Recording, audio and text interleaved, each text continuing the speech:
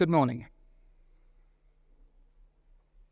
When I was a boy, I was myself a pupil at that 40 years ago was a very different place from this. I sat in lessons that had the same names as some of yours, but many of the exams that you study for are quite different from what mine were. Even apart from the fact that society as a whole has moved on somewhat, the that I was taught in was trying to be a far more traditional place, far more deliberately old-fashioned. As a boy, I was raised on dreams of empire. The history I was taught was made up of the stories of great men, of kings and generals, geniuses and inventors, explorers and conquerors. Most of them were British or Roman. They were almost exclusively men, and they were almost exclusively white. The myth of the great man is a recognized phenomenon. It is still, even now, very tempting to tell the stories of great men. They are crowd pleasers, these stories. They fit into a narrative structure that we recognize and find satisfying, comforting. A single individual following their dream, battling against the odds, overcoming adversity. In the last 40 years, I've watched a lot of things and read a lot of things that tried to address some of the problem with those traditional stories. They pointed out, for example, that the stories of women and people of colour were rather underrepresented. One of the things to keep in mind when thinking about the stories we are told about the way things used to be, if we want to avoid oversimplifying things, is that it is very common for lots of different, seemingly contradictory things to all be true, all at the same time. When thinking about the stories of women in history, for example, there are two seemingly contradictory narratives. Let's take the history of science as an example. One narrative says that women were systematically excluded from scientific study. Another narrative says that the achievements of women in science were suppressed, or that credit was taken for them by men. At first glance, those two narratives might seem to contradict each other. If there were no women allowed in science, how could there be women whose achievements were suppressed? The truth, of course, is that it was terribly difficult for women to break into these fields of studies. There were huge systemic barriers that they had to overcome, and that many of them, most of them, were successfully excluded. But for those who did manage to break in, they then faced the continuing prejudices that were baked into the systems within which they worked.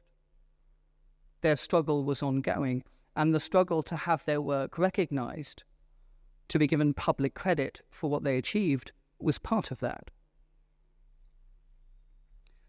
But, as is so often the theme of my assemblies, there is also something more complicated going on here. The real problem with the myth of the great man is not that it suppresses the achievements of women, but rather that it seeks to give credit for what has been achieved to a single man, a single individual. If you listen to the stories, you would think that most great things are dreamed up by single individuals, working alone, battling against adversity. And that is not actually how the world works. Almost everything worthwhile in this world was not dreamed up solely by a single individual. There are a few exceptions, perhaps, some works of sculpture, some novels, not all of them, but some. I accept that some works are created solely by one artist, living and working entirely alone, without the support of any community. But those are the exceptions. Most worthwhile things are actually achieved by groups or teams. Most of you will spend all of your professional lives working within teams. Many of those teams will probably have one person who has been appointed to lead the team. You may sometimes hear that team leader being congratulated for the successes of their team. It is a useful skill to be able to coordinate the work of others. But a successful team is not made up of a single talented leader with everyone else as a mindless puppet controlled by them completely. Every member of a team brings their own skills to the work, and the credit for what they achieve is shared between them all. The issues around the myth of the great man are not primarily about men trying to take full and entire credit for the work of others. I'm not saying that never happens, but men don't actually get a say in the detail of how they are remembered. What's also going on most of the time is that the real story of how a team achieves success is far too complicated for a movie or a podcast episode. It's not a satisfying narrative, so it becomes a story that we never tell. Go to a movie and you will see a story crafted to grip your interest and attention. And when that story is done, you get up out of your cinema seat and you go home. And behind you, as you leave, still rolling on the screen, is a list of the names of every single person involved in the making of that movie. Credit is given. But we don't care about those names, and why would we? They've been, I hope, all paid and well rewarded for the work that they've done, and their best work has been recognized by the people working with them, and that will lead to better pay and future opportunities. I'm not suggesting that you should read the movie credits, but I am suggesting that you should not be beguiled by the oversimplified narratives within the movies themselves or the podcasts about great men. The progress that we have made as a society has come as much through cooperation as through competition. The exam grades and qualifications that you leave with are all awarded to individuals. It is possible to misunderstand that as purely a form of competition, but that fails to fully reflect the way this place operates. We work with other people, with students, with staff, in every lesson, every club or society, every sports field.